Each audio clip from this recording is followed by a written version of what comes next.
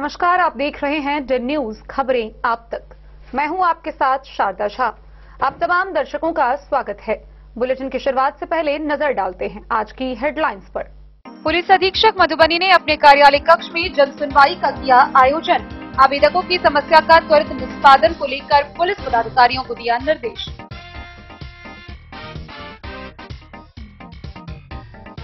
प्राथमिक कृषि साख समिति पैक्स चुनाव को लेकर 13, 14 व 16 नवंबर को होगा नामांकन। 27 नवंबर को होगी चुनाव, प्रशासनिक तैयारियां पूरी।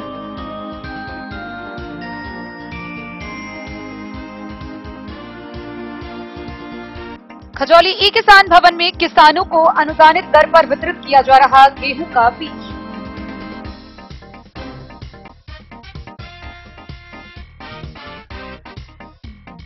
दरभंगा में एम्स शिलान्यास पर प्रधानमंत्री के आगमन को लेकर बढ़ाई गई अंतर्राष्ट्रीय सीमा चौकसी।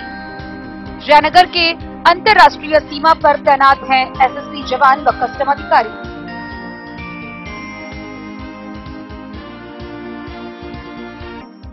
मधुबनी के जेएमजेपीएल महिला कॉलेज में भारतीय दार्शनिक अनुसंधान परिषद नई दिल्ली के द्वारा 3 दिवसीय राष्ट्रीय सेमिनार का हुआ शुभारंभ।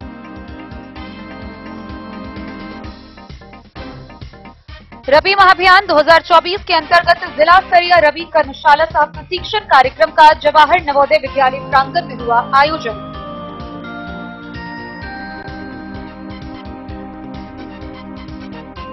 हरलाखी के हटबरिया गांव में हनुमान जी की 25वीं वर्षगांठ पर 7 दिवसीय भागवत कथा का हो रहा आयोजन।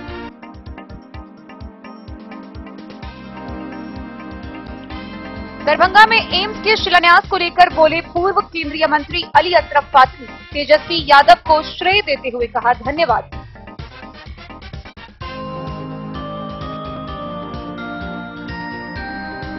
रेलवे के द्वारा यात्रियों को सुविधा प्रदान करते हुए देश भर में 7,000 से अधिक पूजा स्पेशल ट्रेन का हो रहा परिचालन।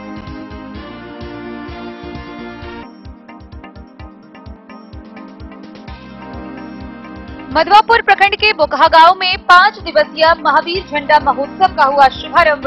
251 कन्याओं ने निकाली कलश शोभा यात्रा।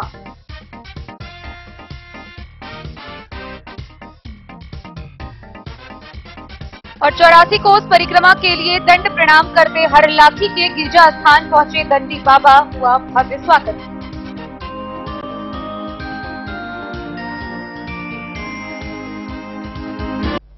खबरें अब विस्तार से। मंगलवार को मधुबनी के पुलिस अधीक्षक सुशील कुमार ने अपने कार्यालय कक्ष में जन सुनवाई का आयोजन किया। इस मौके पर आए आवेदकों की समस्याओं को सुनकर उसके त्वरित निष्पादन को लेकर संबंधित अनुमंडलीय पुलिस पदाधिकारी, पुलिस निरीक्षक को कई दिशा निर्देश निर्गत किए। वहीं पिछले 24 घंटों में मधुबनी पुलिस द्वारा विभिन्न थाना क्षेत्रों में किए गए कार्रवाई के दौरान दिन भर में कुल 14 लोगों को विभिन्न कांडों में गिरफ्तार किया गया। मधुबनी पुलिस अधीक्षक द्वारा अपने कार्यालय कक्ष में जन सुनवाई का आयोजन किया गया। इस दौरान आवेदकों की समस्या का त्वरित निष्पादन हेतु संबंधित अनुमंडल पुलिस पदाधिकारी, अंचल पुलिस निरीक्षक, थानाध्यक्ष को निर्देशित किया गया। मधुबनी पुलिस द्वारा जिला के सभी थानों में एक साथ अपराध नियंत्रण के दृष्टिकोण से वाहन चेकिंग की गई, जहां विभिन्न थाना क्षेत्रों में किए गए वाहन जांच के दौरान 73 वाहन से कुल 1,24,000 रुपए बतौर वाहन जुर्माना की राशि वसूल की गई।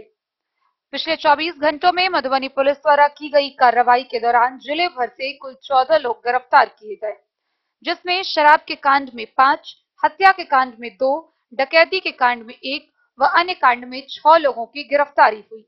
2 कुर्की का निष्पादन किया गया तो वहीं 10 वारंट का निष्पादन हुआ। इसके अलावा 2 मोटरसाइकिल भी जब्त की गई। Bureau report Madhubani. बिस्वी प्रखंड में पैक्स चुनाव को लेकर सभी तैयारियां पूरी कर ली गई है। 13, 14 व 16 नवंबर को नामांकन होना है, वहीं 27 नवंबर को चुनाव होगा। प्राथमिक कृषि साख समिति पैक्स चुनाव हेतु बुधवार से होने वाले नामांकन की प्रक्रिया को लेकर प्रशासनिक सभी तैयारियां पूरी कर ली गई। नामांकन के लिए अध्यक्ष सहित प्रबंध समिति के सदस्यों के लिए 3 काउंटर बनाए गए हैं। सभी पदों के लिए नामांकन 13 एवं 14 तथा 16 नवंबर तक किया जाना है, जबकि चुनाव 27 नवंबर को होगा। आरओ सह बीडीओ बसंत कुमार सिंह ने बताया कि काउंटर संख्या 1 बीडीओ प्रकोष्ठ को बनाया गया है, जहां प्रबंध समिति के अध्यक्ष पद के लिए नामजदगी का पर्चा दाखिल किया जाएगा। वहीं बीपीआरओ प्रकोष्ठ में बनाए गए काउंटर संख्या 2 पर भोज पंडौल, खैरी बांका उत्तर, नूरचक, बिस्फी, सिमरी एवं रघेपुरा पंचायत के प्रबंध समिति सदस्यों का नामांकन होगा, जबकि टीपीसी भवन अंतर्गत 3 काउंटर बनाए गए हैं। काउंटर संख्या 3 पर रघौली, सिंघिया पश्चिम, बलहा, जगवन पूर्वी एवं पश्चिमी एवं रथौस, काउंटर संख्या 4 पर सुहास, जफरा, नाहस, रुपौली उत्तर एवं दक्षिण एवं परसौनी उत्तर, काउंटर 5 पर सिंघासो, भैरवा, तीसी नरसाम उत्तर एवं दक्षिण तथा परसौनी दक्षिण पर प्रबंध समिति सदस्यों के लिए नामांकन का पर्चा दिन के 11 बजे से 3 बजे तक दाखिल किया जाएगा। उन्होंने बताया कि 17 व 18 नवंबर को नामांकन पत्र की संवीक्षा एवं नामांकन की वापसी लोग ले सकते हैं। प्रतीक का आवंटन 20 नवंबर को 3 बजे अपराह्न में की जाएगी। बीडीओ ने बताया कि लोगों की कठिनाई न हो, इसके लिए मे आई हेल्प यू काउंटर भी प्रखंड कार्यालय परिसर में बनाई गई है। उन्होंने बताया कि नामांकन प्रक्रिया के दौरान प्रखंड कार्यालय परिसर में अनावश्यक रूप से प्रवेश पर लोगों को वर्जित की गई है। बिस्फी से सत्यनारायण यादव की रिपोर्ट। खजौली प्रखंड के ई किसान भवन में किसानों के बीच वितरण कार्यक्रम का आयोजन किया जा रहा है। पिछले कई दिनों से लगातार किसानों के बीच उन्नत किस्मों के गेहूं के बीज वितरित किए जा रहे हैं। ई किसान भवन खजौली के सभागार में पिछले कई दिनों से किसानों को अनुदानित दर पर गेहूं का बीज दिया जा रहा है। खजौली प्रखंड तकनीकी प्रबंधक अवधेश कुमार ने बताया कि खजौली में 300 हेक्टेयर गेहूं उत्पादन का लक्ष्य निर्धारित किया गया है। उसी के अनुसार किसानों के बीच उन्नत नस्ल के बीज वितरण के लिए आवंटन किया गया है। प्रखंड के अधिकांश किसान ई किसान भवन से अनुदानित दर पर गेहूं का बीज ले रहे हैं। कहा कि बीज वितरण का कार्य अंतिम चरण में है। जो किसान अब तक बीज नहीं ले पाए हैं, वे अपने पोषक क्षेत्र के किसान सलाहकार से समन्वय स्थापित कर ई किसान भवन से बीज प्राप्त कर सकते हैं। मौके पर बीटीएम अवधेश कुमार शर्मा, नोडल कृषि समन्वयक विद्यासागर सिंह, कृषि समन्वयक जयप्रकाश यादव, जयनाथ ज्योति एवं किसान सलाहकार शैलेंद्र कुमार, शंकर कुमार, शुभेंदु कुमार सिंह, केडी सिंह, शाबिर अली, एटीएम रोजी कुमारी, प्रीति कुमारी सहित किसान मौजूद थे। खजौली से सुधांशु ठाकुर की रिपोर्ट। दरभंगा के सोभन गांव में 13 नवंबर को एम्स के शिलान्यास को लेकर प्रधानमंत्री का आगमन होना है, जिसको लेकर सभी अंतर्राष्ट्रीय सीमा पर चौकसी बढ़ा दी गई है। जयनगर के विभिन्न सीमावर्ती क्षेत्रों में व अंतर्राष्ट्रीय सीमा पर जयनगर एसएसबी जवान व कस्टम के अधिकारी तैनात नजर आ रहे हैं। प्रधानमंत्री नरेंद्र मोदी के द्वारा बुधवार को दरभंगा आगमन को लेकर भारत नेपाल अंतर्राष्ट्रीय सीमा पर तैनात एसएसबी 48वीं बटालियन के जवानों के द्वारा अलर्ट मोड में दिखे। मंगलवार को अंतर्राष्ट्रीय सीमावर्ती जयनगर के बेतौनहा गांव के नो मैंस लैंड पर एसएसबी 48वीं बटालियन बेतौनहा ओपी के एएसआई जयेंद्र सिंह के साथ अन्य जवानों व कस्टम चेक पोस्ट पर तैनात हेड कांस्टेबल सुभाष चंद्र दास के द्वारा सीमा पर सभी आने जाने वाले लोगों के सामानों की जांच कर रहे हैं। गौरतलब हो कि प्रधानमंत्री नरेंद्र मोदी दरभंगा के सोभन गांव में एम्स का शिलान्यास समारोह में भाग ले रहे हैं। कार्यक्रम स्थल से लौकहा बाजार, झंझारपुर रेल खंड का भी उद्घाटन करेंगे। प्रधानमंत्री के आगमन को लेकर मधुबनी जिले से लगने वाली भारत नेपाल अंतर्राष्ट्रीय सीमा पर सुरक्षा बलों के द्वारा सतर्कता बढ़ा दी गई है। सीमा पर तैनात एसएसबी जवानों के द्वारा नेपाल से भारतीय सीमा में प्रवेश करने वाले सभी लोगों पर पैनी नजर रखे हुए है। किसी भी प्रकार की संदिग्ध गतिविधियां नजर आने पर तत्काल सूचना देने को कहा गया है।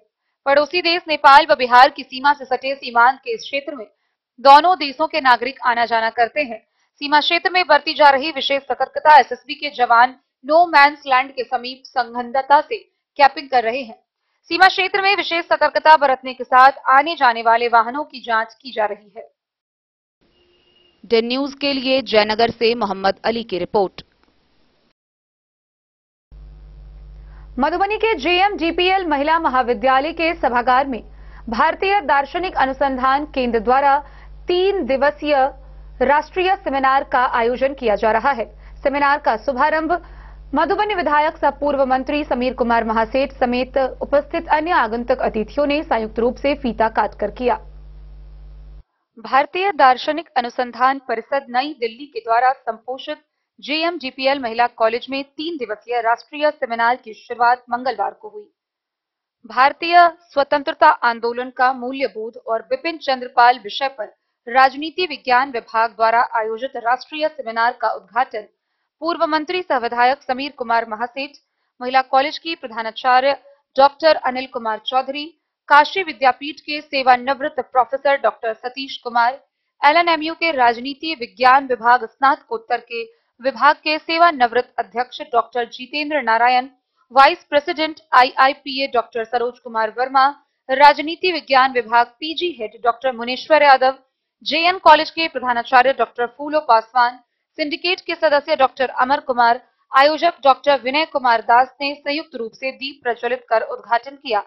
सेमिनार की अध्यक्षता करते प्रधानाचार्य डॉक्टर अनिल कुमार चौधरी ने अतिथियों का स्वागत करते हुए कहा कि सेमिनार के आयोजन से विचारों का आदान प्रदान होता है, इससे निकले विचारों से छात्राएं लाभान्वित होती हैं। उद्घाटन भाषण में विधायक समीर कुमार महासेठ ने कहा कि स्वतंत्रता आंदोलन में योगदान देने वाले वीर सपूतों का नाम हमेशा याद किया जाएगा। काशी विद्यापीठ के विद्वान वक्ता डॉक्टर सतीश कुमार ने कहा कि देश में मधुबनी संस्कृति व कला की दृष्टि से विशेष महत्व रखता है। सेमिनार के विषय स्वतंत्रता आंदोलन का मूल्यबोध व बिपिन चंद्रपाल के महत्व पर प्रकाश डालते हुए उन्होंने कहा कि राजनीति एवं राष्ट्रीय नवचेतना सांस्कृतिक सूत्रों को जोड़कर बना था।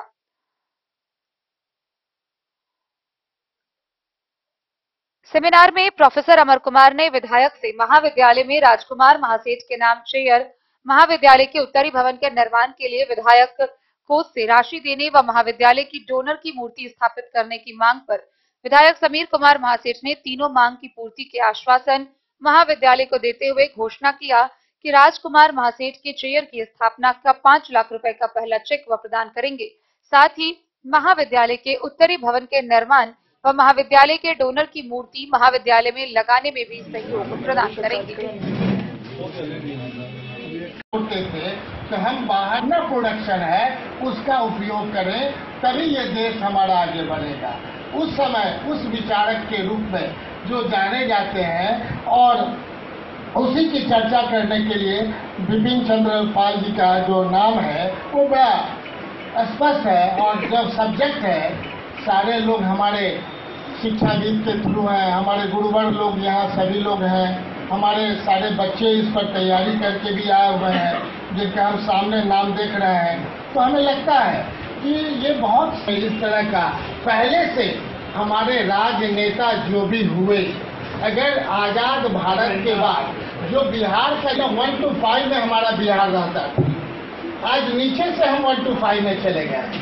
ये सोच हम लोग को बनावट के आधार पे बनता है कि उस समय जो हमारा इंडस्ट्रीज था वो कहाँ था और आज हम कहाँ है। कारण क्या है? कहीं न कहीं एक तरफ जो हमारा बिहार है वो सबसे ज़्यादा चारों तरफ बोले तो घंटों चर्चा होगी। हमारे पास जो चीज़ है उसके हिसाब से अगर हम अगर प्लानिंग करते हैं तो शायद मधुबनी भी आगे बढ़ जाता है और बिहार भी आगे बढ़ जाता है। लेकिन हम अपनी चीज़ों को कम ध्यान देते हैं, दूसरे पर ज़्यादा ध्यान देते हैं। जब दूसरे का बात हम करेंगे तो अपना कहाँ से विकास हो पाएगा। तो बिहार भी अपने उन आंदोलन के साथ रहा, उस समय भी जो लोग रहे वैसे ही चर्चा होती थी। ठीक है, कहीं हमने इनके बारे में पढ़ा कि गांधी जी के उन मूल्यों के का इन्होंने विरोध भी किया था क्योंकि उनका सब अहिंसा के आधार पर चलने वाला था। लेकिन इनका डायरेक्ट था, डेवलपमेंट से रिलेटेड इनका था कि हम ग्रोथ रेट को तभी आगे बढ़ाएंगे। मधुबनी से फिरोज आलम की रिपोर्ट। खबरों का सिलसिला जारी रहेगा, जल्द ही लौटेंगे एक छोटे से ब्रेक के बाद। आप बने रहिए हमारे साथ।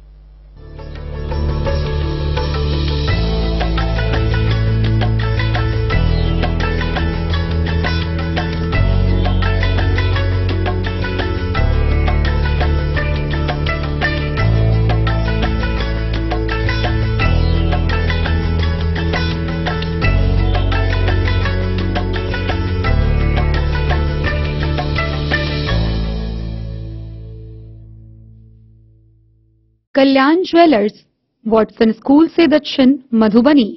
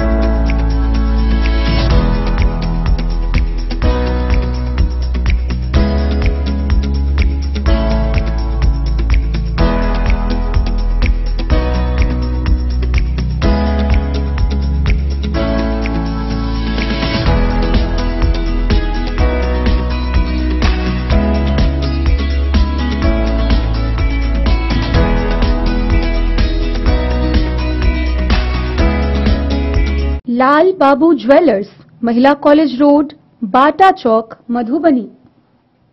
ज्वेलरी हाउस स्वर्णश्री, सोने की शुद्धता मापने वाला यंत्र कैरेटोमीटर यहाँ उपलब्ध है, क्योंकि सोने की शुद्धता और आपके विश्वास के साथ कोई समझौता नहीं। रत्न, सोना व चांदी के हर तरह के आभूषणों के लिए एक बार अवश्य आएं। लाइट वेट व बेहतरीन कारीगरी वाले गहनों का अनूठा संगम। आपका भरोसा ही है हमारी पूंजी। बिना किसी मिलावट व पूरी शुद्धता के साथ हॉलमार्क गहने आपको देना हमारा परम कर्तव्य। तो देर किस बात की, अपने मनपसंद गहनों की खरीदारी के लिए आज ही आए। पता याद रखें, ज्वेलरी हाउस स्वर्णश्री, बड़ा बाजार, मधुबनी। ट्रेंड के इस जमाने में क्या आप भी चाहते हैं स्टाइलिश और फैशनेबल कपड़े? क्या आप अपने लुक को अपग्रेड करना चाहते हैं? अगर हाँ, तो आज ही आए Bombay fashion readymade sari showroom. हमारे पास पुरुषों, महिलाओं और बच्चों के लिए है नए से नए फैशन ट्रेंड में कपड़े और एक्सेसरीज का लार्ज कलेक्शन। आपके बजट और हर अवसर के लिए खास, चाहे काम के लिए हो नए आउटफिट की तलाश, या पार्टी के लिए ड्रेस, या किसी खास अवसर के लिए सूट, सलवार और साड़ी, हमारे पास है हर एक ब्रांड। क्रिम्सन क्लब, मुफ्ती, टर्टल और किलर के SIS स्टोर्स। इसके अलावा रेमंड, स्पार्की, जॉकी, लक्ष्मीपति, मान्यवर, ब्लैकबेरी, नवाब पार्कर जैसे बड़े ब्रांड। तो देर किस बात की, आज ही आए बॉम्बे फैशन साड़ी एवं रेडीमेड शोरूम। हमारा पता है महिला कॉलेज रोड, मधुबनी।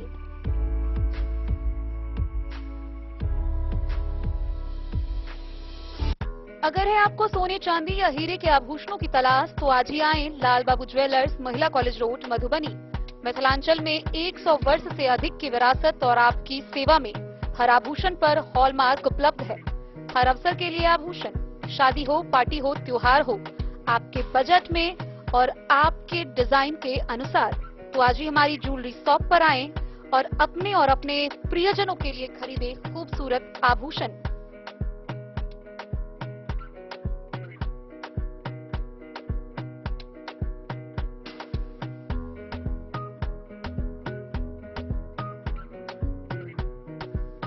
हार, चूड़ियां, अंगूठियां, झुमके, मंगलसूत्र और बहुत कुछ है शामिल, वो भी किफायती दामों में। मधुबनी में सबसे कम मेकिंग चार्ज पर लाल बाबू ज्वेलर्स, महिला कॉलेज रोड, मधुबनी।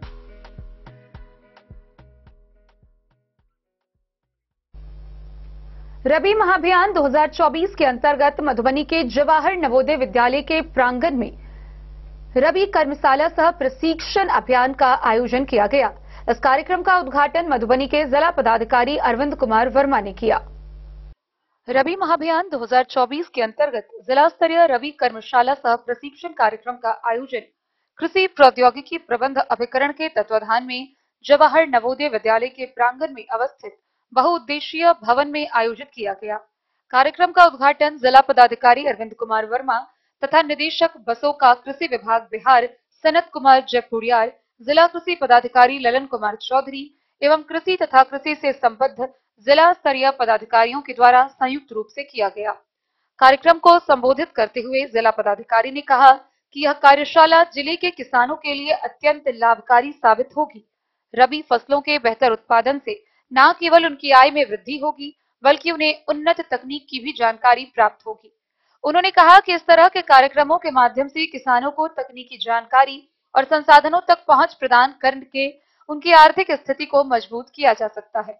इस कार्यशाला में काफी संख्या में किसानों ने भी हिस्सा लिया, जिन्होंने कार्यशाला में सीखे गए नवाचारों और तकनीकों के प्रति अपनी रुचि दिखाई और उन्हें अपने खेतों में अपनाने का संकल्प लिया।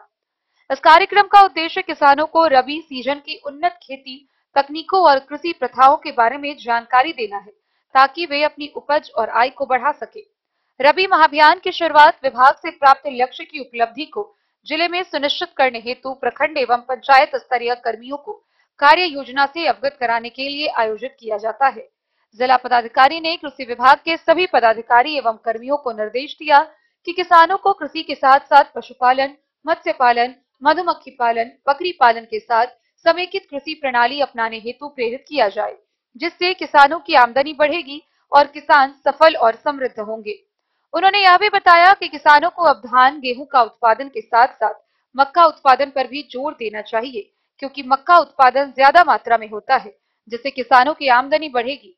साथ ही साथ किसानों को फसल विविधीकरण की ओर भी आगे बढ़ना पड़ेगा एवं जलवायु परिवर्तन के परिप्रेक्ष्य में खेती के स्वरूप को बदलना होगा, जिससे आगे आने वाले दिनों में जलवायु परिवर्तन के प्रभाव को कम करने में आसानी होगी। जिला पदाधिकारी ने कृषि विभाग के सभी पदाधिकारी एवं कर्मियों को निर्देश दिया। धान अधिप्राप्ति की शुरुआत 1 नवंबर से हो चुकी है। सभी पंचायत के कर्मी अपने अपने पंचायत से किसानों को सहकारिता विभाग के पोर्टल पर निबंधन कर न्यूनतम समर्थन मूल्य पर धान की बिक्री करना सुनिश्चित करेंगे। कार्यक्रम को संबोधित करते हुए निदेशक वसोका बिहार सनत कुमार जयपुरिया के द्वारा बताया गया कि किसानों को अब जैविक खेती की ओर अग्रसर होना पड़ेगा। रासायनिक खाद का उपयोग कम करते हुए जैविक खाद का उपयोग को अपने खेतों में बढ़ाना है, जिससे हमारा पर्यावरण सही रहेगा और जलवायु परिवर्तन के प्रभाव को कम किया जा सकता है। उन्होंने यह भी बताया कि सभी कृषि समन्वयक सह उर्वरक निरीक्षक अपने अपने पंचायत से उर्वरक का एक नमूना भेजना सुनिश्चित करें, जिससे किसानों को गुणवत्तापूर्ण उर्वरक की प्राप्ति हो सके। उन्होंने यह भी बताया कि सरकार के द्वारा इस मौसम में प्रमाणित बीज उत्पादन हेतु 400 हेक्टेयर में लक्ष्य रखा गया है, जो जिला के खजौली, जयनगर और बासोपट्टी प्रखंड में क्रियान्वित की जा रही है। इस योजना के अंतर्गत किसानों के द्वारा उत्पादित प्रमाणित बीज को बिहार राज्य बीज निगम के द्वारा क्रय किया जाएगा एवं किसानों को उचित राशि उपलब्ध कराई जाएगी। जिला कृषि पदाधिकारी ललन कुमार चौधरी ने विभागीय सभी पदाधिकारी एवं कर्मियों को विभागीय लक्ष्य से अवगत कराया तथा उन्होंने यह भी बताया कि जैविक खेती प्रोत्साहन योजना के अंतर्गत पक्का बर्मी बेड निर्माण हेतु आवेदन कृषि विभाग के पोर्टल पर शुरू हो गया है। अतः किसानों के बीच व्यापक प्रचार प्रसार करते हुए किसानों से आवेदन करना सुनिश्चित करेंगे। उन्होंने जोर देते हुए बताया कि किसानों को मक्का उत्पादन हेतु प्रेरित करें, ताकि गेहूं के साथ साथ किसान भाई अपने खेतों में रबी मक्का का भी उत्पादन करें, जिससे फसल उत्पादन के साथ साथ किसानों की आमदनी बढ़ेगी। कार्यक्रम में उपस्थित जिला पशुपालन पदाधिकारी मधुबनी के द्वारा पशुपालन विभाग से संबंधित योजनाओं के बारे में जानकारी उपलब्ध कराया गया। उन्होंने यह भी बताया कि अभी खुरपका मुंहपका रोग से बचाव हेतु टीकाकरण किया जा रहा है, अतः किसानों को प्रेरित करें कि खुरपका मुंहपका रोग से बचाव हेतु अपने जानवरों का टीकाकरण कराएं। इस मौके पर जिला परियोजना प्रबंधक जीविका कृषि विज्ञान केंद्र बसैठ बेनीपट्टी के वरीय वैज्ञानिक सह प्रधान मंगलानंद झा तथा कृषि विज्ञान केंद्र सुखैत झंझारपुर के वैज्ञानिक डॉक्टर राहुल सिंह राजपूत तथा सहायक निदेशक उद्यान डॉक्टर सुजीत कुमार, सहायक निदेशक कृषि अभियंत्रण गौतम कुमार, सहायक निदेशक पौधा संरक्षण राम कुमार, सहायक निदेशक सस्य प्रक्षेत्र राकेश कुमार, उप परियोजना निदेशक आत्मा मधुबनी राकेश कुमार राहुल एवं जिला मत्स्य कार्यालय से रवि कुमार, अनुमंडल मत्स्य पदाधिकारी के साथ साथ जिले के सभी अनुमंडल के अनुमंडल कृषि पदाधिकारी, सभी प्रखंड कृषि पदाधिकारी, सभी प्रखंड तकनीकी प्रबंधक, सभी कृषि समन्वयक, सभी सहायक तकनीकी प्रबंधक, सभी किसान सलाहकार, सभी लेखापाल, सभी कार्यपालक सहायक उपस्थित थे। Bureau report Madhubani. हरलाखी प्रखंड के हटपरिया गांव में हनुमान मंदिर की 25वीं वर्षगांठ पर श्रीमद् भागवत कथा का आयोजन किया जा रहा है। गौरतलब हो कि मिथिला की बेटी वृंदावन से शिक्षा प्राप्त कर आई साक्षी प्रिया कथा वाचन कर रही हैं। हरलाखी प्रखंड के हटपरिया गांव में हनुमान जी मंदिर की 25वीं वर्षगांठ पर 7 दिवसीय श्रीमद् भागवत कथा ज्ञान यज्ञ का आयोजन चल रहा है, जहां वृंदावन से शिक्षा प्राप्त मिथिला की बेटी देवी साक्षी प्रिया के द्वारा जन कल्याण हेतु भक्ति ज्ञान यज्ञ के साथ साथ संगीतमय कथा वाचन किया जा रहा है। इसी कड़ी में कथा के तीसरे दिन समस्त ग्रामीणों के द्वारा हनुमान जी के सेवादार सेवानिवृत्त शिक्षक विंदेश्वर शाह की समाधि पर नवनिर्मित मंदिर में उनकी प्रतिमा का अनावरण किया गया तथा ग्रामीणों में श्रद्धा भाव से पुष्पांजलि अर्पित की। इस अवसर पर महाभंडारे का आयोजन किया गया, जहां समस्त ग्रामीण सहित सैकड़ों साधु संतों ने प्रसाद ग्रहण किया।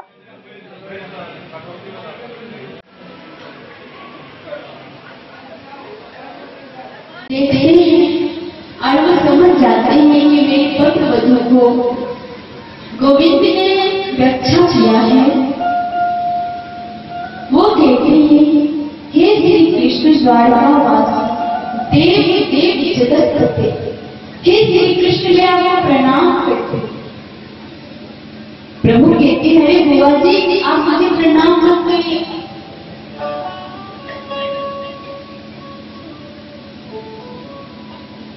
आप तो मेरी बुआ, मैं आपसे बहुत छोटा हूँ। माता कुंती कहती है, यही बात तो विचित्र है दादा, जो तुम किसी को बुआ बनाते हो, किसी को काकी बनाते हो, परंतु तुम ये कैसे भूल जाते हैं कि सबके परबाबा तुम ही हो। एक बार जोर से वर्षगांठ पर कुछ कहना चाहेंगे? मंदिर का वर्षगांठ आज ही के दिन में मंदिर का स्थापना हम लोग का हुआ था। इस मंदिर को स्थापना जो है तो हमारे विंदेश्वर साहब मास्टर साहब जी, जो अब हम लोगों के बीच नहीं है, आज से 1 साल पहले उनकी मृत्यु हो गई और उन्हीं का दिया हुआ, उन्हीं का नींव गाड़ा हुआ है। यहाँ पहले जंगल, उस जंगल को साफ सफाई करके एक मंदिर का निर्माण हुआ, बाबा बजरंगबली मंदिर का निर्माण हुआ। उसमें उनका बहुत बड़ा योगदान है, बहुत बड़ा योगदान। जो आज ये जो देख रहे हैं भव्य मंदिर को बन के जो तैयार है, इसमें आज उनका देन है, जिसमें शादी विवाह सारा चीज इसमें हो रहा है। आज हम लोग के मंदिर में उन्हीं का देन है, जो एक सदस्य आजीवन सदस्य, एक सदस्य आज 172 सदस्य आजीवन सदस्य हम लोग जुड़ गए हैं। और उन्हीं आजीवन सदस्य के सहयोग से और पूरे ग्रामीण के सहयोग से प्रत्येक साल में वैसे तो 2 बार 3 बार हम लोग के यहाँ कथा हो जाता है, लेकिन इस बार 25वीं वर्षगांठ, मंदिर का 25वीं वर्षगांठ है और मास्टर साहब की पहला पुण्यतिथि है। उनके उपलक्ष्य में हम लोगों ने इस बार मिथिला की बेटी साक्षी प्रिया जी महाराज, जो वृंदावन से शिक्षा प्राप्त करके आई हुई है, उनको हम लोग मंगवाए हैं।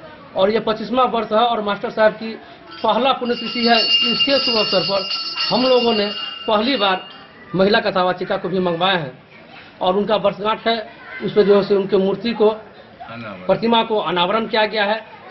उन प्रतिमा को अनावरण करके हम लोग फूलमाला अर्पण करेंगे और प्रत्येक साल इसी तरह से हम लोग मास्टर साहब के प्रतिमा को पुष्पांजलि अर्पित करना है हम लोगों को। परिचय दीजिए आपको। हरि मोदी, हटवरिया जी, हटवरिया पूर्व पंचायत समिति मंदिर के कार्यकर्ता हूँ। जी बताइए, हनुमान जी के मंदिर के वर्षगांठ के अवसर पर क्या कुछ कार्यक्रम रखा गया है यहाँ पर? हनुमान जी के वर्षगांठ 1999 से मनाया गया। 19/11/1999 के ही दिन हनुमान जी का स्थापना हुआ। तब से यह कार्यक्रम अभी तक चलता आ रहा है। इस मंदिर बनाने में श्री विंदेश्वर मास्टर साहब जी का पूर्ण सहयोग है। उनके अकथ प्रयास से यह मंदिर बना। जो भी विकास हुआ तो उनके अकथ प्रयास से और ग्रामीणों के सहयोग के द्वारा उनका प्रयास था और ग्रामीणों ने या अगल बगल के ग्रामीणों ने सहयोग किया, जिससे यह भव्य मंदिर बन के तैयारी हुआ। हर वर्ष यहाँ साल में 2 बार 3 बार कथाएं होती है। अभी जो है तो 10 से लेकर 17 तारीख तक भागवत कथा का आयोजन किया गया है, जिसमें व्यास आपको है न देवी साक्षी प्रिया जी आई हुई है, उनका कथा चल रहा है। फिर वृंदावन के व्यास वर्षगांठ पुण्य बाबा की पुण्यतिथि पर जिससे उनका देहांत हुआ था, उस अवसर पर फिर भव्य आयोजन होगा। उस दिन भी कोई न कोई कथा यहाँ होगा ही। बताइए, आपका जो मंदिर का पूर्व पुजारी जी थे विंदेश्वर मास्टर साहब, आज उनका भी प्रतिमा स्थापित कराया गया। आज के दिन मास्टर साहब का प्रतिमा का अनावरण किया गया है, क्योंकि उन्होंने अकथ प्रयास करके इस मंदिर को बनाए। जो भी व्यवस्था की तो उनकी व्यवस्था थी, उनकी व्यवस्था पर यह टिका हुआ है। उसी के लीक पर हम लोगों को चलना है। हम लोग संकल्पित आदमी हैं और ऐसा करते रहेंगे। मास्टर साहब बहुत ज़्यादा ही सेवा की है, उसके विषय पर हाँ, मास्टर साहब का कहने बहुत अकथ प्रयास है। उन्होंने ही सारा है ना लोगों को उत्प्रेरित करके यह मंदिर का निर्माण कराया। जगह जगह घर घर जाके चंदा का असूल किए, असूल करके यह बनाए। आपने श्रद्धा भाव से उनका मंदिर का निर्माण और हाँ, जिस सर्वभाव से हम लोग सबके सहमति से इनका जो है तो समाधि स्थल बनाया गया। समाधि स्थल पर जो है तो उनका मूर्ति का आज अनावरण हुआ है। जी, परिचय दीजिए अपना। परशुराम ठाकुर, हनुमान मंदिर महंत। जो भगवान हनुमान जी के वर्षगांठ पर जो मंदिर का वर्षगांठ है, कितना खुशी का माहौल है यहाँ गांव में? यहाँ बहुत खुशी का माहौल है, अपार हर्ष है। आज बहुत बड़ा दिन है। जो उन महान पुरुष जो व्यक्तित्व है उनका आज वो हमारे बीच नहीं है, लेकिन उनका आदर्श, उनका मार्गदर्शन, उनका शिक्षा हम लोगों के हमेशा साथ है। जो अपना बहुमूल्य समय भगवान श्री हनुमान जी के चरण कमल में वो समर्पित कर दिए और जितना भी कार्य यहाँ पे हो रहा है वो उन्हीं को बनाए हुए हैं। जो बार बार हर साल हम लोग यहाँ पर जो भागवत कथा या जो भी कार्यक्रम होता है उनका ही सब शुरुआत किया गया हुआ है। तो आज उन्हीं का आज मूर्ति का अनावरण हो रहा है।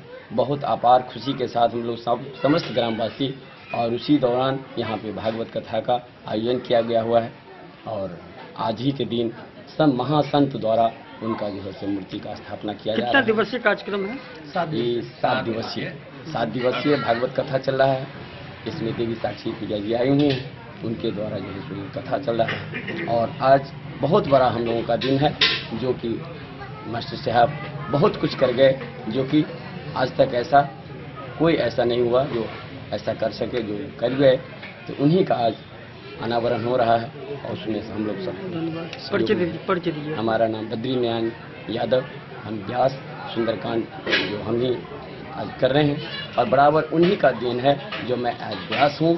जो कुछ भी आज मैं हूँ उसी मास्टर साहब का दिया हुआ है, जो मैं आज व्यास कथा पे बैठ के उनका हनुमान जी का गुणगान करता हूँ। हरलाखी से संजय राउत की रिपोर्ट। देश की मोदी सरकार ने 13 नवंबर को ही दरभंगा के सोभन गांव में एम्स के शिलान्यास की तिथि को चुना है, जिस दिन बिहार में उपचुनाव होना है और यह साफ दर्शाता है कि एनडीए की सरकार इस चुनाव को प्रभावित करना चाहती है। यह बात पूर्व केंद्रीय मंत्री अली अशरफ फातमी ने अपने आवास पर आयोजित प्रेस कॉन्फ्रेंस कर कही। उन्होंने कहा कि दरभंगा एम्स के निर्माण में सबसे बड़ी भूमिका पूर्व उप स्वास्थ्य मंत्री तेजस्वी यादव की रही है। उन्होंने इसका पूरा श्रेय देते हुए उन्हें धन्यवाद भी कहा। आइए हम आपको दिखाते हैं क्या है ये पूरी खबर। दरभंगा में एम्स को लेकर पूर्व केंद्रीय मंत्री अली अशरफ फातमी ने मंगलवार को अपने खाजा सराय स्थित आवास पर प्रेस कॉन्फ्रेंस के दौरान कहा कि केंद्र की मोदी सरकार ने 13 नवंबर को बिहार में उपचुनाव के दिन ही शिलान्यास की तिथि चुनी है। यह साफ दर्शाता है कि एनडीए ने इन चुनावों को प्रभावित करने की नीयत से इस दिन को चुना है। इसके साथ ही उन्होंने केंद्र सरकार के इरादों पर भी सवाल उठाया। पूर्व केंद्रीय मंत्री ने कहा, पहले एनडीए सरकार दरभंगा एम्स को लेकर टाल मटोल का इरादा रखती थी, जिस कारण जमीन आवंटन में काफी वक्त लगाया गया। शुरुआत में डीएमसीएच के पास एम्स बनाने की बात कही, फिर इसे अशोक पेपर मिल के इलाके में बनाने की योजना पेपर तक सीमित थी। उन्होंने कहा कि इस दौरान तेजस्वी यादव बिहार के स्वास्थ्य मंत्री बने और उन्होंने इस दिशा में तेजी से काम किया और भूमि आवंटित कर दरभंगा एम्स को पेपर से जमीन पर उतारने में अहम भूमिका अदा की। दरभंगा से 4 बार सांसद रहे फातमी ने कहा कि फिलहाल जो एम्स बनाया जा रहा है वह काफी छोटा है। इसमें मात्र 700 बेड होंगे, जो इलाके की आबादी के हिसाब से यह मुनासिब नहीं होगा। उन्होंने प्रेस कॉन्फ्रेंस के दौरान मांग की कि दरभंगा एम्स में कम से कम 2500 से 3000 बेड की व्यवस्था होनी चाहिए, जिससे लोगों को इलाज के लिए जरूरी सुविधा मिल सके। मधुबनी से फिरोज आलम की रिपोर्ट। खबरों का सिलसिला जारी रहेगा, जल्द ही लौटेंगे एक छोटे से ब्रेक के बाद। आप बने रहिए हमारे साथ। Allow yourself to wrap you in the glow of 22 karat. On this festive season, let your celebration sparks with the elegance of fine jewelry. Experience the best feeling within you. The promise of right price on every shopping, only at your favorite shop, Prakash Jewellers, Bara Bazaar, Nagar.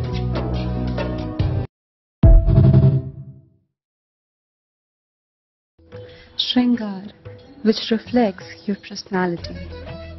Elevate your style with our stunning collections. Up to 30% off on this festival season. Experience it at your favorite shop, Prakash Jewellers.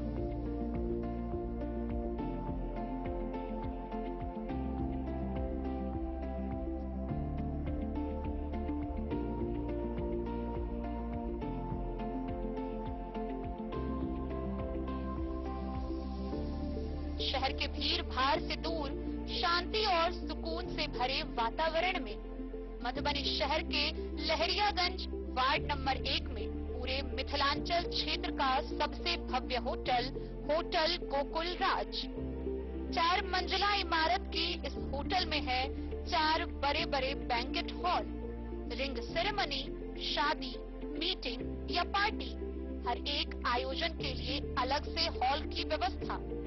Restaurant की व्यवस्था, जहां एक से बढ़कर एक लजीज व्यंजनों का मिलेगा संगम, और रहने का उचित प्रबंध, suite room, AC room, non AC room से सुसज्जित होटल जहां लिफ्ट की भी है व्यवस्था, पार्किंग का पूरा इंतजाम।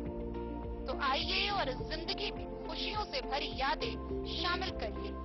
होटल गोकुल राज मधुबनी में आप लोगों का स्वागत है। होटल गोकुल राज, लहरियागंज।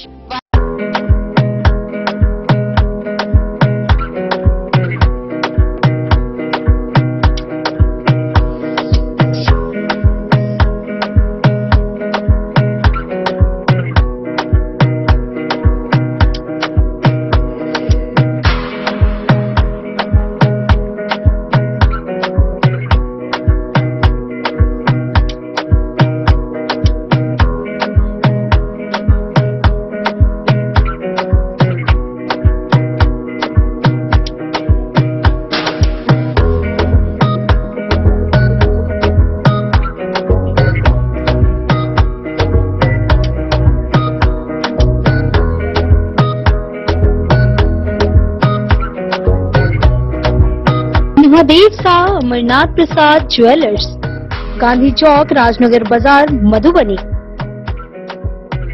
शगुन वाटिका मैरिज गार्डन, मधुबनी शहर के बीचों बीच बाबू साहेब चौक पर आपकी सुविधा अनुसार आकर्षक और भव्य मैरिज गार्डन। शगुन वाटिका विवाह भवन, रिंग सेरेमनी हो या हो शादी, छोटा बड़ा पारिवारिक समारोह हो या हो कोई उत्सव या पार्टी, शगुन वाटिका मैरिज गार्डन दे रहा है आपको सबसे बेहतरीन सेवा। बुकिंग के लिए संपर्क करें गणपति टेंट हाउस, पुराना LIC कैंपस, खादी भंडार, मधुबनी। संपर्क सूत्र 7903625254। विवेकानंद मिशन विद्यापीठ, शिक्षा के क्षेत्र में एक नया आयाम, अब छोटे बच्चों के लिए भी आधुनिक सुविधाओं के साथ उपलब्ध। विवेकानंद मिशन विद्यापीठ जूनियर, जहां क्लास प्री नर्सरी से 5th स्टैंडर्ड तक के बच्चों का एडमिशन प्रारंभ है। अगर आप भी चाहते हैं अपने बच्चों का शिक्षा के क्षेत्र में बेहतर विकास, तो विवेकानंद मिशन विद्यापीठ जूनियर है आपके लिए तैयार। 2.5 से 10 वर्षों के बच्चों के लिए आपको मिलेगा आधुनिक सुविधाओं के साथ एक बेहतर शिक्षा का माहौल। CBSE बेस्ड करिकुलम सिलेबस के साथ साथ स्टूडेंट्स होंगे art and craft, game and sports और कल्चरल एक्टिविटीज में अव्वल। इंग्लिश मीडियम के माहौल के बीच स्टूडेंट्स बनेंगे स्मार्ट, जहां किताबी ज्ञान के साथ साथ हर क्षेत्र में स्टूडेंट्स होंगे अवेयर। हॉबीज और इंटरेस्ट को मिलेगी प्राथमिकता। तो आइए और अपने बच्चों के बेहतर भविष्य के लिए आज ही नामांकन करवाइए। विवेकानंद मिशन विद्यापीठ जूनियर, हमारा पता है सिरहुत कॉलोनी। देश भर में त्योहारों का समय समाप्त होने के साथ ही सभी लोग महानगरों की ओर लौट रहे हैं और इसके द्वारा रेलवे देश भर में कुल 7,000 पूजा स्पेशल ट्रेन चला रही है, जिसमें समस्तीपुर रेल मंडल के जयनगर से नई दिल्ली तक जाने के लिए कुल 16 पूजा स्पेशल ट्रेन को चलाया जा रहा है। इसी कड़ी में जयनगर रेल पर रेलवे के द्वारा यात्रियों की सुविधाओं का विशेष ध्यान रखा जा रहा है। छठ पर्व समाप्त होने के साथ काम के लिए लोग शहर की ओर लौट रहे हैं। रेल यात्रियों की भारी भीड़ को देखते हुए रेलवे के द्वारा यात्रियों को सुविधा प्रदान करते हुए देश भर में 7,000 से अधिक पूजा स्पेशल ट्रेन का परिचालन किया जा रहा है। रेल यात्रियों के सुविधाओं को ध्यान में रखते हुए रेलवे ने सीमावर्ती जयनगर रेलवे स्टेशन पर रेल यात्रियों के ठहरने के लिए विशेष व्यवस्था की है। वाणिज्य विभाग और आरपीएफ के सहयोग से रेल यात्रियों को असुविधा ना हो, उसको लेकर मंडल रेल प्रबंधक लगातार निगरानी कर रहे हैं। सोमवार को जयनगर रेलवे स्टेशन पर रेल यात्रियों के भारी भीड़ को देखते हुए रेलवे ने सुरक्षा के दृष्टिकोण से साधारण डिब्बे में यात्रा करने वाले रेल यात्रियों को सुरक्षित और सुरक्षा के साथ कतारबद्ध तरीके से डिब्बे में प्रवेश कराया। RPF inspector Rajesh Kumar, Jaynagar RPF प्रभारी रमेश कुमार, एएसआई राजकुमार सिंह, वाणिज्य विभाग के DCI रवि कुमार सहनी, वाणिज्य पर्यवेक्षक अमित कुमार, चेकिंग कर्मी अक्षय कुमार, श्रीकांत कुमार व मुकेश कुमार, स्कॉट गार्ड के रविंद्र कुमार एवं यात्रियों के व्यवस्था की देखरेख करने वाले सर्वेयर आशीष आसवाल व शुभम कुमार समेत अन्य रेल कर्मी के सहयोग से रेल यात्रियों के सुगम यात्रा में मदद कर रहे हैं। इसलिए आराम से कहीं कोई दिक्कत नहीं है।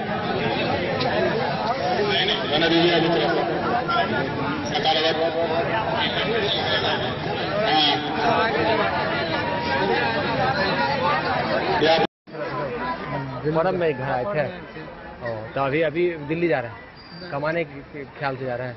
कमाने के लिए नहीं जा रहे हैं, एग्जाम देने के लिए। परीक्षा देने जा रहे हैं। तो अभी जनरल बोगी में बैठे तो कोई दिक्कत अभी आपको? अभी कोई दिक्कत। सीट मिल गया?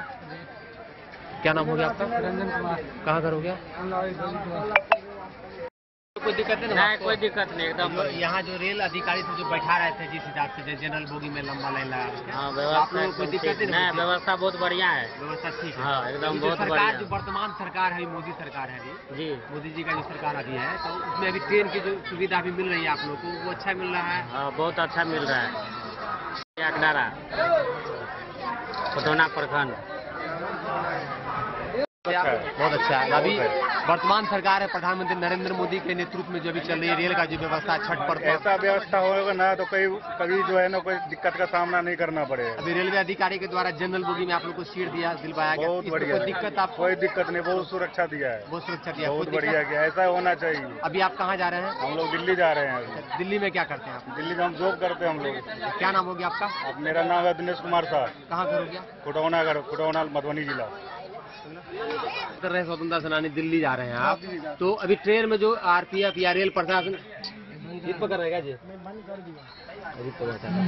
तो अभी ट्रेन पकड़ रहे थे, ट्रेन में रेलवे अधिकारी का जो व्यवस्था था, जैसे जनरल बोगी में आप लोग यात्रा कर रहे हैं, तो इससे कोई दिक्कत भी आपको हुई? नहीं, अभी एकदम बहुत सुरक्षा से पठा रहे हैं, लेकिन पहले जो था वो थोड़ा गड़बड़ था, लोग मारपीट लड़ाई झगड़ होता था, दंगा फसाद होता था, भीड़ भड़का होता था। अभी इसके लिए अभी सरकार एकदम बहुत सुरक्षित बना दिया। मोदी जी के रीजन में अभी जो रेल का जो व्यवस्था है, अभी जैसे स्पेशल ट्रेन छठ पर्व पर भी चलाई गई है, इसके अलावा इस ट्रेन में भी व्यवस्था में कमी है क्या? नहीं, कोई कमी नहीं है इस ट्रेन में। सरकार का ये जो व्यवस्था है, इस पर आप क्या कहना चाहेंगे? इस सरकार पे हम बहुत अच्छे कह रहे हैं। हम बचपन से बीजेपी में लगा हुआ है, 1995 से लगा हुआ है। क्या नाम हो गया आपका? हमारा नाम रामदयाल, लाल कृष्ण आडवाणी के बाल। घर कहाँ हो गया? हमारा तो घर पड़ता है नेपाल, लेकिन हम लोग बचपने से वहीं रहते थे, 30-35 साल से रहते हैं।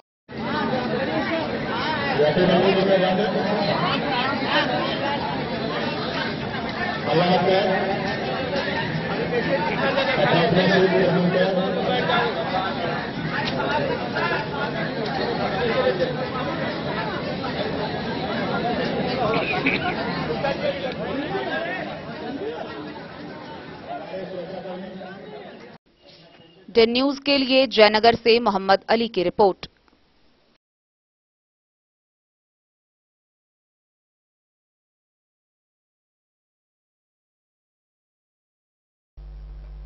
मधवापुर प्रखंड के बोकहा गांव में 5 दिवसीय श्री महावीर झंडा महोत्सव का शुभारंभ हुआ। इस महोत्सव के प्रथम दिन 251 कन्याओं द्वारा भव्य कलश शोभा यात्रा की झांकी निकाली गई। कलश शोभा यात्रा के साथ मधवापुर प्रखंड के बोकहा गांव में 5 दिवसीय श्री महावीर झंडा महोत्सव शुरू हुआ। समारोह का उद्घाटन मुखिया अनिरुद्ध राय और साहरघाट थानाध्यक्ष अरविंद कुमार के साथ अन्य अतिथियों ने फीता काटकर किया। कलश शोभा यात्रा में 251 कन्याओं ने अपनी अपनी भागीदारी दी। सलेमपुर महादेव मंदिर तालाब से जल भरकर कलश धारिणी कन्याओं ने पूजन स्थल पर स्थापित किया।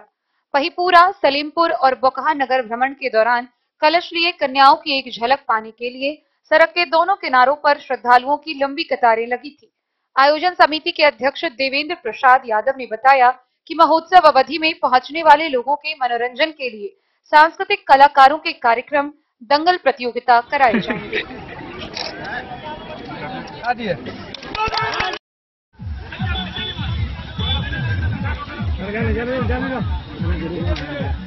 झंडा खड़ा हुआ 8 तारीख को, आज 9 तारीख है। कलश शोभा यात्रा हुआ है और उसके बाद यहाँ के जो थानाध्यक्ष अरविंद जी है, मुखिया जी के उपस्थिति, राज्य की उपस्थिति में, मुखिया जी की उपस्थिति, सारे गणमान्य लोगों की उपस्थिति में उद्घाटन हुआ है और अब तुरंत लकड़ी खेलने का कार्यक्रम है। उसके बाद ये 14 तक रहेगा। क्या कार्यक्रम होगा? लकड़ी खेला तो रोज ही चलेगा, 2-3 गो मंडली है, सैकड़ों लोग लकड़ी खेलते हैं, जो देखने लायक होता है। उसका कार्यक्रम दिन में होगा। संध्या समय से फिर नाच सांस्कृतिक कार्यक्रम है कुंवर ब्रिजभान का। और 13 के संध्या में उषा यादव और गौरव ठाकुर जो मैथिली गाना के सुपरस्टार गायक है, गायिका है, उनका कार्यक्रम है। और दिन में 13 से 2 महादंगल है। बजरंगबली तो सही है, शक्ति और ज्ञान के प्रतीक हैं। तो यहाँ दंगल का भी आयोजन किया गया है, जबरदस्त दंगल होगा। कमेटी के जितने भी अध्यक्ष, सचिव, कोषाध्यक्ष, जो भी बोखा ग्राम के गणमान्य व्यक्ति एवं यहाँ के सलेमपुर पंचायत के मुखिया जी एवं यहाँ उपस्थित सभी को मैं धन्यवाद देना चाहता हूँ पहले। और मैं आप लोग से यह गुजारिश करता हूँ कि जो आप लोग झंडा का आयोजन किए हैं, यह झंडा महावीरी झंडा है। ये मामूली झंडा नहीं है, ये भगवान का झंडा है। और जैसे कि हमारे पूर्व मुखिया जी देवेंद्र जी बताए ही हैं, भगवान कितने बलवान थे और कितने बुद्धिजीवी थे। इसलिए ये आप लोग को दिशा निर्देश दिया जा रहा है। ये झंडा लगाने का यही मेन मकसद है कि आप लोग भी बलशाली और बुद्धिमान बने और इस झंडा पर्व को आप लोग शांति प्रिय ढंग से मनाए। इसमें किसी प्रकार के अगर कोई असामाजिक तत्व बाधा उत्पन्न करता है तो तुरंत थाना को सूचित करें। मेरे तरफ से पूरे कोऑपरेट रहेगा। इसी के साथ मैं धन्यवाद देता हूं। द न्यूज के लिए मधवापुर से एसके दीपक की रिपोर्ट। 84 कोस परिक्रमा के लिए हरलाखी प्रखंड के फुलहर गांव स्थित गिरिजा माई मंदिर में मंगलवार को दंडी बाबा दंड प्रणाम करते हुए पहुंचे। उनका भव्य स्वागत किया गया। वहीं सैकड़ों श्रद्धालु उनके दर्शन के लिए उमड़ पड़े। हरलाखी प्रखंड के फुलहर गांव स्थित गिरिजा माई मंदिर में मंगलवार को ग्रामीणों की भीड़ उमड़ पड़ी। दरअसल सीतामढ़ी जिला अंतर्गत ब्रह्मोत्तरा कुटी के संत शालिग्राम यादव दंड परिक्रमा करते हुए भगवान श्री राम व माता जानकी की प्रथम मिलन स्थली गिरिजा स्थान पहुंचे, जिसके बाद मुखिया प्रतिनिधि रंजीत ठाकुर के नेतृत्व में रमेश गिरी, मुरारी गिरी, विक्रम, विमल, रविंद्र सहित दर्जनों ग्रामीणों ने महान संत को फूल माला से स्वागत किया। इस अवसर पर दंडी बाबा शालिग्राम दास ने कहा कि करीब 1 महीने पूर्व अपने कुटिया से दंड परिक्रमा शुरू किया। कहा कि सनातन धर्म प्रेम, आस्था एवं ईश्वर भक्ति पर पूर्ण रूपेण आधारित है। कहा कि यह यात्रा विश्व शांति हेतु शुरू किया हूं और 15 दिनों की परिक्रमा के सभी पड़ाव तक दंड प्रणाम करते हुए भगवान के चरणों का धूल का स्पर्श करते हुए अंतिम दिन जनकपुर धाम में पंचकोसी परिक्रमा के बाद यात्रा संपन्न हो जाएगी। इधर 84 कोसी दंड प्रणाम परिक्रमा को देख दंडी बाबा के प्रति लोगों में आस्था जगी है। रास्ते में सैकड़ों लोग उन्हें प्रणाम कर रहे हैं।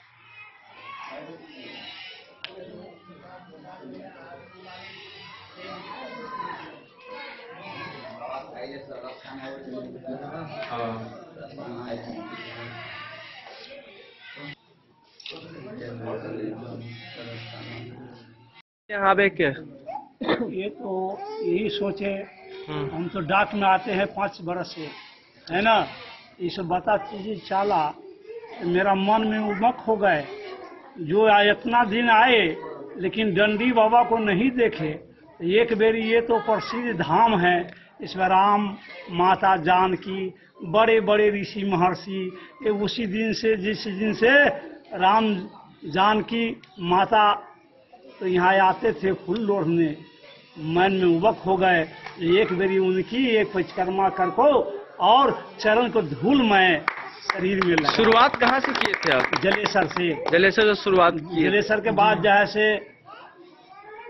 मड़ई के बाद जो है से जहाँ जहाँ का स्थल है ध्रुव कुंड के बाद कंचन बांध के बाद पर्वता से धौंसा से सतोखर से औढ़ी, औढ़ी से कौरना, कौरना से कलना, और कलना से आज मैं माता गिरजा को चरण में मैं आ गया। कहाँ माता गिरजा की कहाँ तक जाने की सोच रहे हैं? कहाँ? अभी ये फुलहर से गिरजा मैया के चरण छोड़ के मैं जा रहा हूँ मठियानी। अच्छा। और मठियानी के बाद जलेश्वर नाथ बाबा से मैं वहाँ पुनौती होगा मेरा संकल्प। वहाँ से फिर जनकपुर जाएंगे, पंचकोशी परिक्रमा गिरजा मैया जानकी के करेंगे और उनकी चरण में जाको।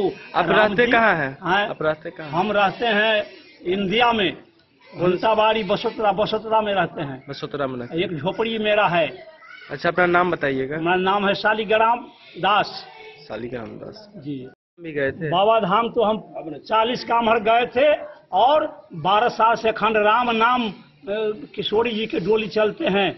18 दिन भर तक लंग अखंड राम नाम चलते हैं। जहाँ मेरा झोपड़ी है ना बसोतरा में, उस बसोतरा से 12 साल से अखंड राम नाम चलते हैं। रमेश से कुछ बैठ बाबा को। यहाँ पर आए हैं, कहाँ से आए हैं, इसके बारे में आप सम्मानित किया गया है, इसके बारे में बताइए। सबसे पहले तो मैं आपके चैनल को अपने इस माता गिरजा की पावन धरती से बहुत बहुत बधाई। और आध्यात्मिकता का कोई जगह नहीं होता जहाँ से इन्होंने अपनी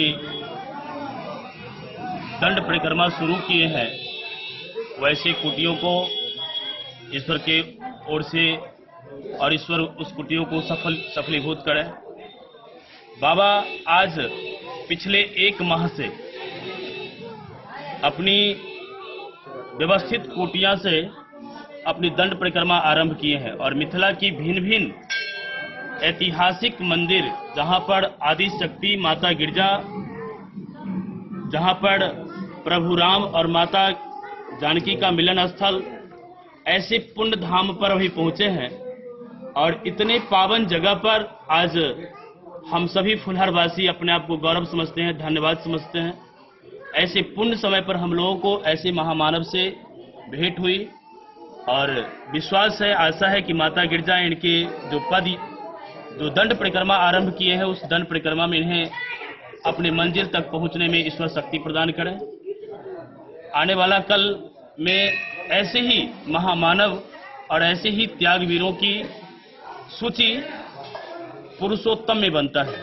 इन्होंने जो अपने आप को ठाने हैं दंड परिक्रमा करने की, इनके लिए शब्दों में कोई बयान नहीं किया जा सकता और शब्द है भी नहीं। छोटी बात नहीं है कि परिक्रमा की मिथिला परिक्रमा के भिन्न भिन्न मंदिरों पर जाकर के दंड परिक्रमा से जाकर के धर्म को, ध्वजा को बढ़ाना, धर्म की ध्वजा को और ही उच्च श्रेणी तक ले जाना।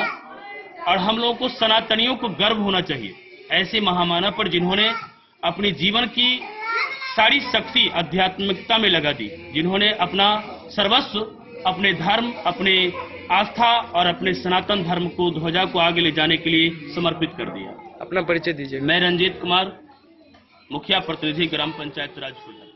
हरलाखी से संजय राउत की रिपोर्ट।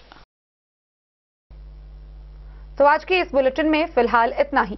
कल फिर हाजिर होंगे नई खबरों के साथ। तब तक दीजिए पूरी टीम को इजाजत और मधुबनी की हर छोटी बड़ी खबरों के लिए देखते रहिए DEN न्यूज, खबरें आप तक। नमस्कार।